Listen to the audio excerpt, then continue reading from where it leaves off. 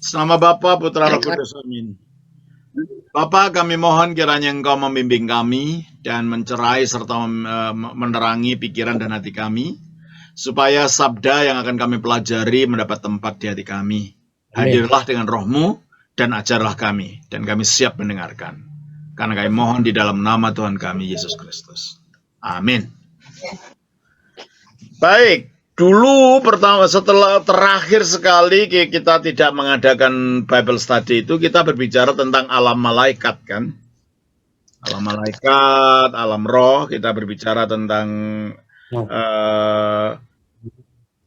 bahwa Allah menciptakan langit dan bumi dan segala sesuatu yang kelihatan maupun yang tidak kelihatan.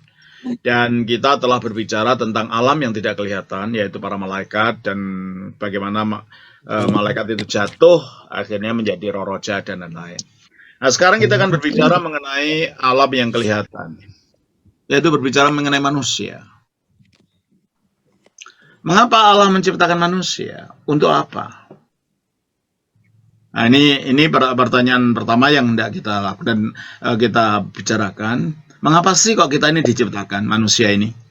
Mengapa kita ini ada? Nah, jadi Allah itu menciptakan secara umum, segala ciptaan itu bukan karena dia butuh sesuatu. Enggak. Dia tidak kurang ilahi kalau tidak mencipta, atau lebih ilahi kalau dia mencipta. Dia tidak kekurangan apa-apa pada dirinya sendiri. Tetapi dia menciptakan kita karena memang dia menghendaki untuk mengadakan kita. Coba kita baca dalam Wahyu 4 ayat 11. Wahyu pasal 4 ayat 11. Ya Tuhan dan Allah kami, Engkau layak menerima puji-pujian dan hormat dan kuasa, sebab Engkau telah menciptakan segala sesuatu. Dan oleh karena kehendak-Mu, semuanya itu ada dan diciptakan. Oleh karena kehendak-Mu, semua itu ada dan dicipta. Nah, mengapa Allah menghendaki untuk mengadakan ciptaan ini, terutama manusia? Jadi dia menciptakan kita bukan karena dia butuh apa-apa, enggak. Atau dia kekurangan apa-apa, enggak. Dia menciptakan semata-mata karena kehendaknya untuk menciptakan. Dan itu dikatakan juga dalam Efesus pasal 1, ayatnya yang ke-11. Efesus pasal 1, ayat yang ke-11. Aku katakan di dalam Kristus, karena di dalam Dialah kami mendapat bagian yang dijanjikan. Kami yang dari semula ditentukan untuk menerima bagian itu, sesuai dengan maksud Allah, yang di dalam segala sesuatu bekerja menurut keputusan kehendak-Nya. Ya, Allah di dalam sesuatu bekerja menurut keputusan kehendak-Nya. Jadi dia punya kehendak. Berdasarkan kehendak itu dia memutuskan. Nah, di situ dia bekerja. Nah, kalau gitu mengapa sih Allah berkehendak terutama menciptakan ini? Nah, kita harus tahu bahwa ini ada kaitannya dengan sifatnya Allah yang bersifat Tritunggal. Karena Allah itu Tritunggal, maka dia memiliki sesuatu yang di dalam ketritunggalannya itu membuat dia berkehendak menciptakan kita. Coba kita baca di dalam Yohanes pasal 17 ayat 24. Ya Bapa, aku mau supaya dimanapun aku berada, mereka juga berada bersama-sama dengan aku. Mereka yang telah Engkau berikan kepadaku, agar mereka memandang kemuliaanku yang telah Engkau berikan kepadaku. Sebab Engkau telah mengasihi aku sebelum dunia dijadikan. Jadi sebelum dunia dijadikan menurut Kristus, Bapa itu mengasihi dirinya. Jadi Allah itu mengasihi firman-Nya sendiri sebelum ada dunia. Jadi sebelum ada siapapun yang dikasih, belum ada ciptaan, belum ada manusia, belum ada malaikat, belum ada langit, belum ada bumi, Allah itu sibuk dengan mengasihi di dalam dirinya. Siapa yang dikasih? Firman-Nya ini. Maka dia mengatakan, Engkau telah mengasihi aku sebelum dunia dijadikan. Jadi Allah itu kasih bukan karena dia mengasihi kita, enggak. Enggak ada kita pun dia memang kasih. Sebab di dalam dirinya sejak kekal dia mengasihi firman-Nya. Sebaliknya, firman itu juga mengasihi Allah. Coba kita baca di dalam Yohanes 14 ayat 31. Yohanes 14 ayat 31. Mhm. Tetapi supaya dunia tahu bahwa aku mengasihi Bapa. Stop. Bapa mengasihi aku. Yohanes 17 ayat 24. Aku mengasihi Bapa. Yohanes 14 ayat 31. Jadi sejak kekekalan sebelum ada apa-apa di dalam diri Allah yang Tritunggal itu, ada lingkaran cinta kasih tanpa henti dari Bapa kepada Putra, dari Putra kepada Bapa. Lalu kita baca dalam Roma 5 ayat 5. Roma 5 ayat 5. Roma 5 ayat 5. Dan pengharapan tidak mengecewakan, karena kasih Allah telah dicurahkan di dalam hati kita oleh Roh Kudus yang telah dikaruniakan kepada kita. Kasih Allah telah dicurahkan ke dalam hati kita oleh Roh Kudus. Jadi fungsinya Roh Kudus adalah mencurahkan kasih Allah. Nah, dicurahkan kemana? Menurut hati ini dicurahkan ke dalam hati kita. Padahal Ibrani 9 dan 14 mengatakan, Ibrani 9 dan 14, ayat 14. Betapa lebihnya darah Kristus yang oleh roh yang kekal. Nah, roh disebut roh yang kekal. Kalau roh ini roh yang kekal, maka fungsi mencurahkan kasih Allah itu ya kekal. Nah, padahal dalam kekekalan tidak ada manusia. Dalam kekekalan tidak ada makhluk. Dalam kekekalan tidak ada ciptaan. Nah, kalau gitu kasihnya Allah ini dicurahkan kepada siapa? Dari Allah kepada siapa oleh Roh Kudus ini? Ya, kepada Dia yang sejak dunia belum diciptakan sudah dikasih Allah. Siapa itu? Firman-Nya atau anaknya. Dengan demikian, Bapa mengasihi firman melalui Roh Kudus. Sebaliknya, Putra mengembalikan kasih yang sama itu kepada Bapa oleh Roh Kudus yang sama. Sehingga di dalam diri Allah ini ada lingkaran cinta kasih tanpa henti dari Bapa kepada Putra, dari Putra kepada Bapa di dalam Roh Kudus. Sehingga inti kehidupan Allah Esa yang Tritunggal ini adalah kasih itu. Nah, kita baca di dalam 1 Yohanes 4 ayat 8. 1 Yohanes 1 Yohanes 4 ayat 8. Ayat 8 berbunyi, barang siapa tidak mengasihi, ia tidak mengenal Allah, sebab Allah adalah kasih. Sebab Allah adalah kasih. Mengapa? Karena Dia Tritunggal tadi. Karena Dia Tritunggal itulah, maka Dia itu kasih. Karena di dalam dirinya sendiri, tanpa butuh sesuatu di luar dirinya, Dia dapat mengasihi. Karena di situ ada firman-Nya yang hidup, ada Roh-Nya yang hidup. Yang firman ini oleh Roh yang hidup ini dikasihi oleh Bapa. Bapa mencurahkan kasih-Nya sejak kekal kepada firman-Nya yang ada dalam dirinya oleh Roh Kudus. Dan firman itu mengembalikan kasih Bapa itu kepada Bapa yang di dalamnya Dia berada oleh Roh Kudus yang sama ini. Sehingga di dalam diri Allah yang esa, yang bersifat Tritunggal ini, inti kehidupannya adalah kasih itu. Jadi Allah mengasihi bukan karena ada kita, enggak, tanpa kita pun Dia bisa mengasihi karena dalam dirinya Dia adalah kasih. Ayat 16 dari pasal yang sama.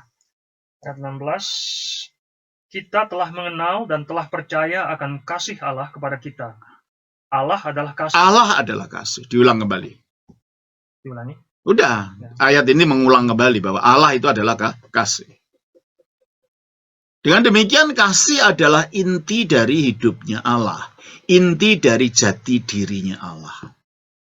Nah, sebelum ada ciptaan, yang ada ya hanya Allah yang esa itu saja yang di dalam dirinya memiliki firman yang disebut Putra dan memiliki roh yang disebut Roh Kudus. Yang melalui firman dan rohnya ini, Dia mengekspresikan kasih-Nya. Nah, karena kasih itu sifatnya adalah menjangkau keluar dirinya. Kalau orang mengasihi seseorang pasti ingin berbuat sesuatu pada orang lain itu. Ya kan? Kalau seorang suami mengasihi istri. Lupain. Apa kita ini? Tolong suaranya tolong. Pak Reki masuk rumah. Oh, Pak Reki masuk. Ya. Jadi karena kasih itu sifatnya menjangkau keluar dari dirinya. Padahal kasihnya Allah yang tertunggal itu dalam kekekalan hanya berputar dalam diri Allah itu sendiri saja. Dari Bapa kepada Putra oleh Roh Kudus, dari Putra kepada Bapa dalam Roh Kudus, di dalam dirinya Allah, bukan di luarnya. Sebab Putra itu adanya di dalam Allah, sebab itu firman-Nya Allah. Roh juga ada dalam Allah, karena itu rohnya Allah. Padahal kasih itu sifatnya ingin menjangkau keluar. Contohnya kalau ada seorang suami mencintai istrinya, ya pasti dia memperdulikan. Kalau ulang tahun akan diberi hadiah, ya toh. Hidupnya akan dicukupi dan semuanya ada semua. Seorang orang tua yang mengasihi anaknya juga gitu. Dia akan menjangkau keluar kepada anaknya, disekolahkan, dididik, diberi makan, dan semuanya. Jadi kasih itu selalu menjangkau keluar, ingin berbuat yang terbaik kepada sosok yang berada di luar dirinya. Nah, kalau Allah itu kasih, pada selama ini yang dikasih ada di dalam dirinya, itu firman-Nya dan roh-Nya. Maka Allah juga ingin menyatakan kasih-Nya itu dengan sesuatu yang ada di luar dirinya. Padahal dalam kekekalan tidak ada sesuatu yang ada di luar dirinya itu. Dan Allah Maha Kuasa. Apa yang tidak ada itulah lalu diadakan. Disitulah akhirnya Allah berkehendak mengadakan sesuatu yang tadinya tidak ada atas landasan kasih-Nya ini supaya dia dapat mencurahkan kasih-Nya ini kepada sosok yang akan diciptakan ini, yaitu ciptaan itu, terutama manusia. Maka akhirnya karena atas landasan kasih-Nya itu Allah menjadikan segala sesuatu. Terutama Allah menciptakan manusia. Jadi Allah menciptakan segala sesuatu yang kelihatan maupun yang tidak kelihatan. Coba kita baca di dalam Kolose pasal 1 ayat 16. Kolose 1 ayat 16. Karena di dalam Dialah telah diciptakan segala sesuatu yang ada di surga dan yang ada di bumi, yang kelihatan dan yang tidak kelihatan. Iya tak? Di dalam Dia, maksudnya dalam Kristus. Ya. Kristus sebagai firman Allah, melaluinya Allah menciptakan dunia. Maka dia katakan, di dalam Dialah Allah menciptakan segala sesuatu. Yang kelihatan, yaitu kita manusia, burung-burung, binatang, pohon, alam semesta ini itu yang kelihatan. Dan yang tidak kelihatan, yaitu alam roh. Dan itulah dikatakan oleh pengakuan iman Nikea, aku percaya pada satu Allah, Sang Bapa yang Maha Kuasa, pencipta langit dan bumi, dan segala sesuatu yang kelihatan maupun yang tidak kelihatan. Ciptaan yang tidak kelihatan sudah saya bahas beberapa bulan yang lalu, tahun lalu. Terus kita berhenti. Nah sekarang yang tidak saya bahas adalah ciptaan yang kelihatan. Terutama manusia. Nah, sebelum manusia diciptakan Allah itu kalau berkarya selalu menurut aturan. Sebelum manusia diciptakan. Maka karena manusia itu akan ada diciptakan wujud, maka dia perlu punya tempat. Maka tempatnya diciptakan dulu, yaitu dunia. Itulah sebabnya mengapa dunia diciptakan dulu. Dan ciptaan dunia pun berdasarkan urutan. Ciptaan alam yang non-organik. Apa? Ya bumi, ya terang, ya samudra. Baru dari non-organik ini muncullah yang organik. Apa? Kehidupan dari air. Ya, biar hendaklah dari air itu keluar ini. Jadi keluar itu datangnya dari air. Dan dari air muncul burung-burung. Nah, jadi kalau begitu, di dalam tanah yang diciptakan oleh Allah itu diberi kekuatan potensi untuk memunculkan kehidupan. Maka diberitakan, hendaklah tanah mengeluarkan. Hendaklah air mengeluarkan. Jadi ada potensi kehidupan yang diberikan Allah di dalam alam sekitar kita itu. Nah, setelah Coba kita baca di sini di dalam Kejadian pasal 1. Ya. Yang pertama diciptakan adalah terang. Terang ini bukan terang yang kita lihat ini ya, karena waktu itu belum ada matahari. Matahari baru diciptakan pada hari keempat. Jadi ini bukan terang yang kita lihat ini. Terang ini adalah merupakan istilah untuk energi pertama yang diciptakan oleh Allah. Yang nanti muncul, kalau munculnya bisa muncul kekuatan, power, daya, atau bisa muncul juga dalam terang. Ya, kenapa itu? 10 menit lagi. Nah, kok cuma 10 menit? Sebentar ya, ini ada masalah katanya 10 baru sudah mau selesai 10 menit ini. Enggak 1 jam, Mas. Nggak tahu. Nggak tahu. Nah, kalau 10 harus habis kemana? Ya, nanti kecil. Oke, kita lanjutkan. Jadi, terang ini adalah energi dasar yang akan menjadi daya hidup yang ada dalam alam. Ya, kalau muncul wujudnya terang juga. Kalau kita punya energi, bisa jadi terang listrik, bisa jadi power, jadi daya untuk setrika, untuk apa ya. Itulah terang, itu energi tadi.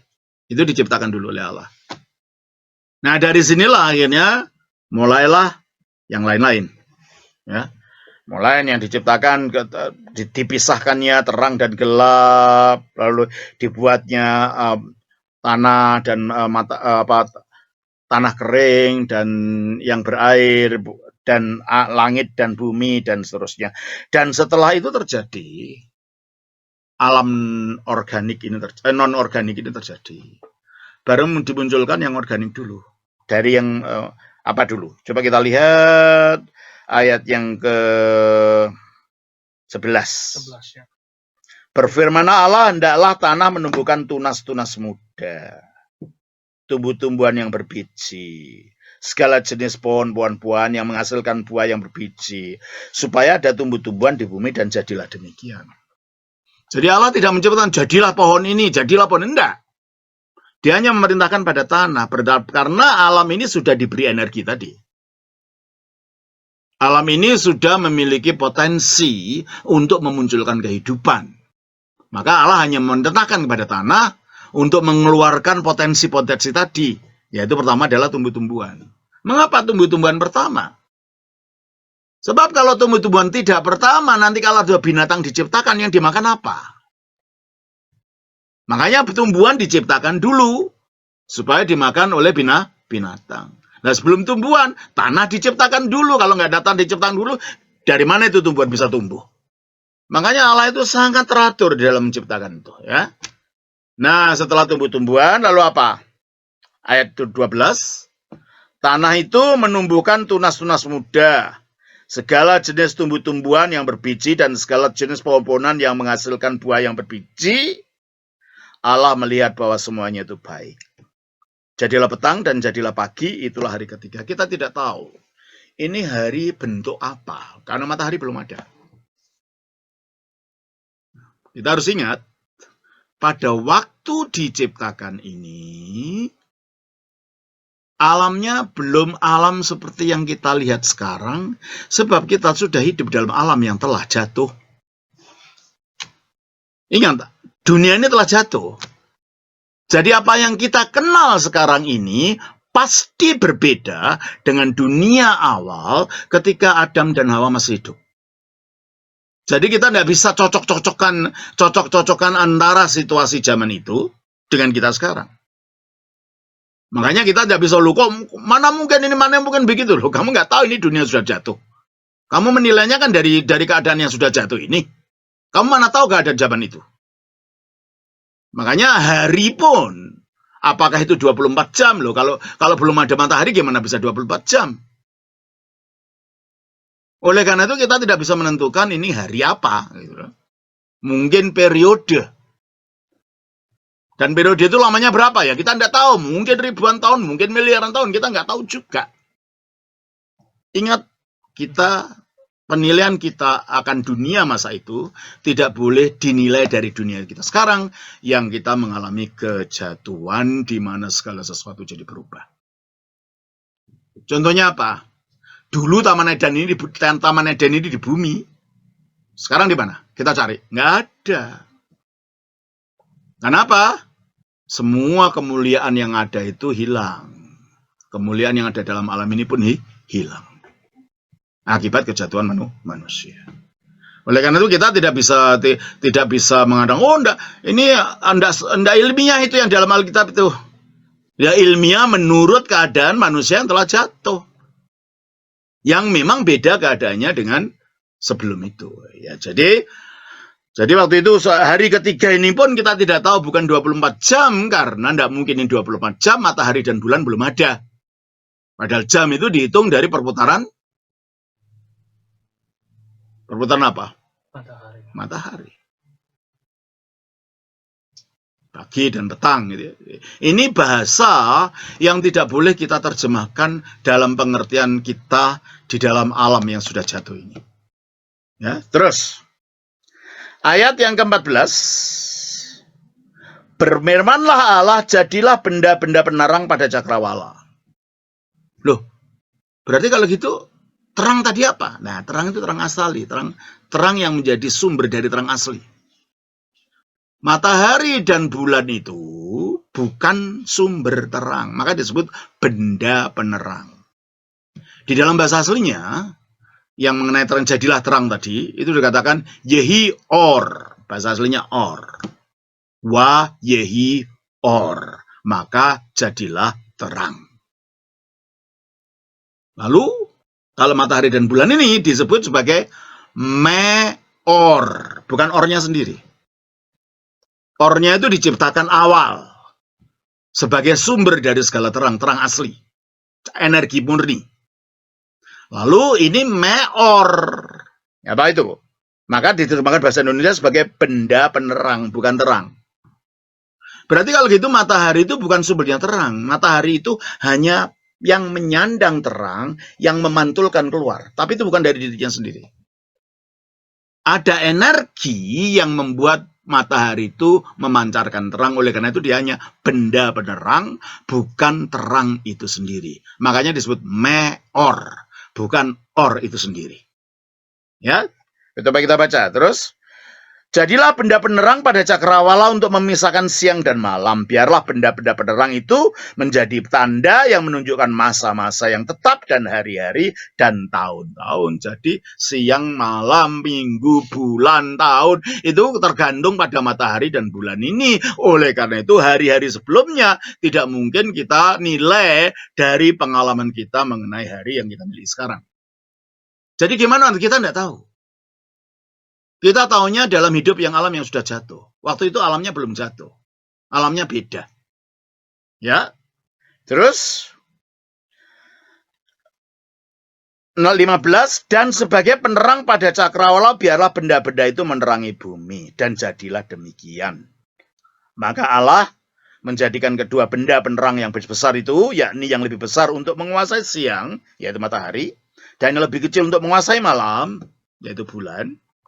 Bulan itu sinarnya dari pantulan matahari. Matahari dari pantulan terang yang asli yang diciptakan awal itu. Yaitu dari energi. Ya. Terus, dan menjadikan juga bintang-bintang. Nah, bintang-bintang itu juga pantulan matahari. Sinar ini tidak punya sinar pada dirinya sendiri. Dia punya sinar karena ada matahari. Matahari juga tidak punya sinar pada dirinya sendiri kalau tidak ada energi awal yang diciptakan oleh Allah itu. Terus ayat 17, Allah menaruh semuanya itu di cakrawala untuk menerangi bumi dan untuk menguasai siang dan malam dan untuk memisahkan terang dari gelap. Allah melihat bahwa semuanya itu baik, jadilah petang dan jadilah pagi, itulah hari keempat. Jadi jadinya matahari dan bulan ini pada hari keempat penciptaan, bukan hari keempat menurut hitungan kita, bukan 24 jam, enggak. Kita nggak tahu karena jam belum ada waktu itu. Oleh karena itu, kita tidak bisa mengatakan bagaimana tanaman bisa tumbuh, matahari belum ada, alamnya belum jatuh. Energi yang pertama sudah diberikan, jadilah terang. Berarti kalau begitu kita tidak bisa mau menyamakan situasi itu dengan zaman kita sekarang. Jelas ini ya? Jadi kalau ada orang mau mengkritik ini Ingatkan, ini kita berbicara tentang alam yang belum jatuh. Sementara yang kita ketahui dan yang kita alami, yang diselidiki secara ilmiah, itu alam yang jatuh semua. Yang berbeda dengan keadaannya dalam keadaan alam yang belum jatuh. Ya contoh tadi Taman Eden tadi. Tadinya Taman Eden yang menurut tuturan daripada kitab suci, tepatnya itu dilihat dari sungai-sungainya. Ada 2 sungai, Efrat dan Tigris. Dan ternyata sungai itu masih ada sekarang, yaitu di Irak, Mesopotamia. Dan yang